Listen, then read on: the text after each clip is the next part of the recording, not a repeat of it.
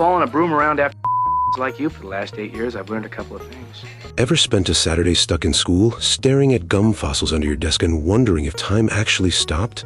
Welcome to The Breakfast Club, the only film that turns detention into a cult holiday, a therapy session, and a rock concert all in the span of 97 minutes. Over the years, critics have even dubbed it the Citizen Kane of 1980s teen cinema, a gold star reference that still makes film professors swoon. Its influence spills far behind the big screen. Ah, the Breakfast Club soundtrack. Man, I can't wait till I'm old enough to feel ways about stuff. Sitcoms, dramas, and cartoons keep tipping their hats to John Hughes' masterpiece.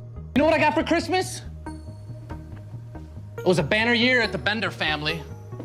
I got a carton of cigarettes. The Goldbergs lovingly created several of the movie's most iconic moments. It's just like the Breakfast Club. Look at the clicks. Right down to the last fist pump freeze frame. What the hell is this? Why aren't you moving?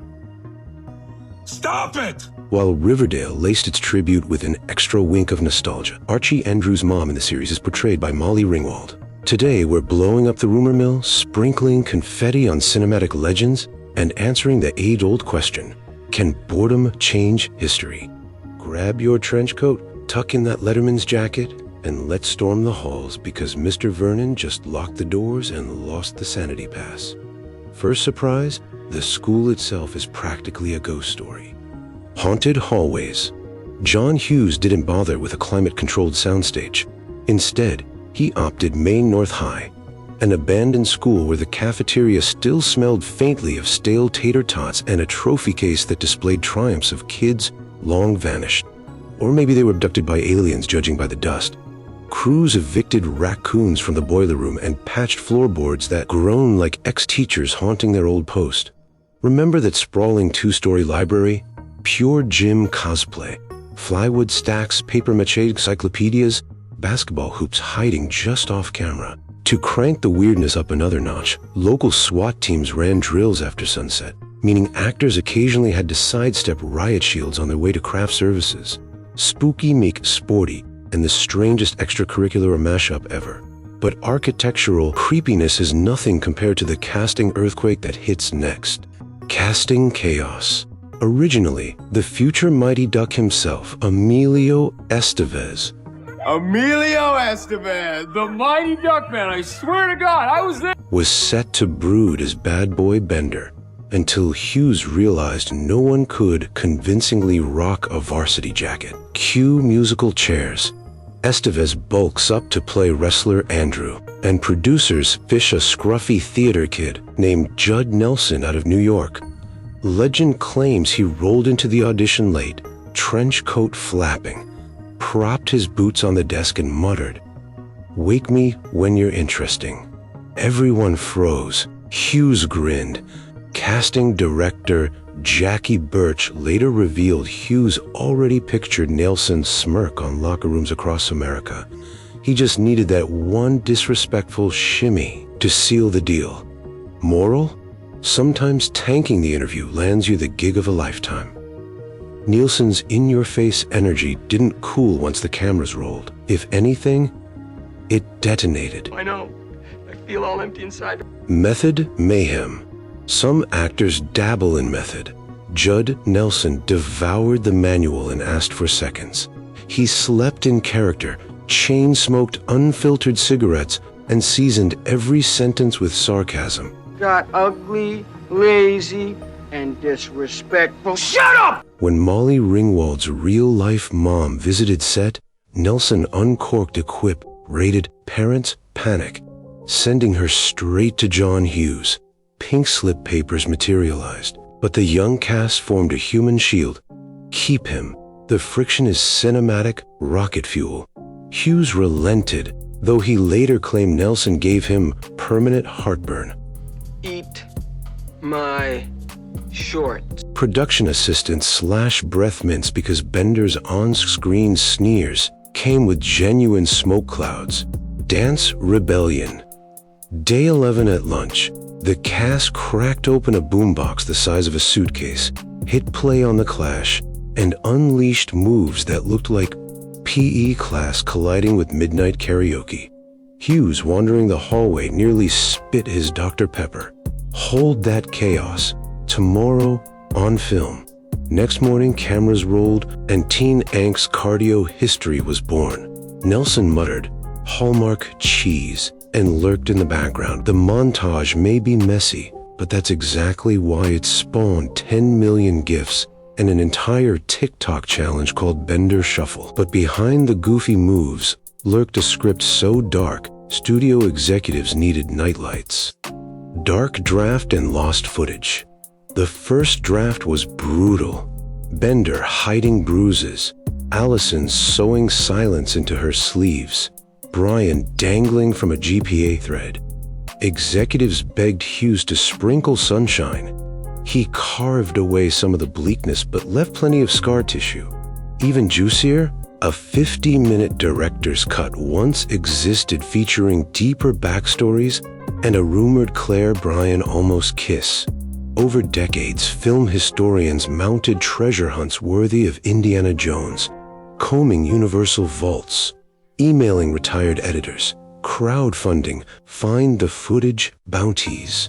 Latest clue? A rusty film can labeled Hughes Alt 85 surfaced at an estate auction only to refuel a marching band documentary inside. Fast forward 4 decades, and fresh spotlights reveal scenes that hit differently in 2025. Me Too Mirror. During a 2023 rewatch party, Molly Ringwald tweeted that Bender's under-table prank now lands like a cringe supercut. She unpacked Hollywood creep stories on Mark Maron's podcast, sparking viral threads dissecting the 80s cinema through modern lenses. Yet Ringwald defends the movie's sincerity, calling it messy truth in a varsity package. Teen viewers agree. Reaction videos oscillate between yikes, problematic, and whoa, felt that. Teachers pair screenings with consent talks. Essays titled Detention in the Patriarchy, Who Knew? Pop up in English classes. Apparently, a 40-year-old flick can still hijack a syllabus like an unscheduled fire drill. Yet, the film's staying power isn't just tough topic. It's stealth realism and brainy psychology, real-life cameos, and young hacks. When Brian's mom scolds him in the station wagon, that's Anthony Mitchell Hall's actual mom delivering genuine great pressure. The sister shooting daggers, his real sibling. Hughes figured, why hire extras when you can harness real parental disapproval? Layer in that each character maps onto a Carl Jung archetype. Brian, intellect, athlete, hero, princess, persona, basket case, mystic, criminal, shadow. And you've got a teenage personality pizza still piping hot for every generation. Psych Talk creators break down these archetypes frame by frame, debating whether Allison is the anime or everyone's chaotic ID. All this authenticity barrels toward one lightning bolt moment frozen in cinematic time. The 1 second legend. Last shooting day, gray Illinois sky. Script line, Bender walks off. Reality, Judd Nelson, fueled by nicotine and pure defiance, fires a fist at the clouds like he's launching a flare gun of freedom. Crew gasped. Hughes almost yelled cut, then recognized rebellion crystallized in a heartbeat. In post-production, he plastered on Simple Minds' reluctant earworm, a tune the band recorded in one cynical take. Cue chart domination, wedding DJ immortality, and a 2025 Chicago reunion where thousands mimicked the pose in slow motion unison. 1 second improv became millions of posters, tattoos, and dorm room murals. So after 4 decades, why do we keep re-enlisting in Saturday Detention? Picture the camera gliding down a deserted hallway. Lockers creak, fluorescent lights flicker, and faint synth pulses cue the audience that we're about to lock the doors one final time. The Breakfast Club isn't just a movie. It's a timestamp, a living scrapbook of every awkward laugh, bottled up confession, and rooftop shouting daydream that ever rattled around a high school brain. John Hughes took fa cliches, tossed them into a single Saturday, and somehow cracked them open until they bled honestly.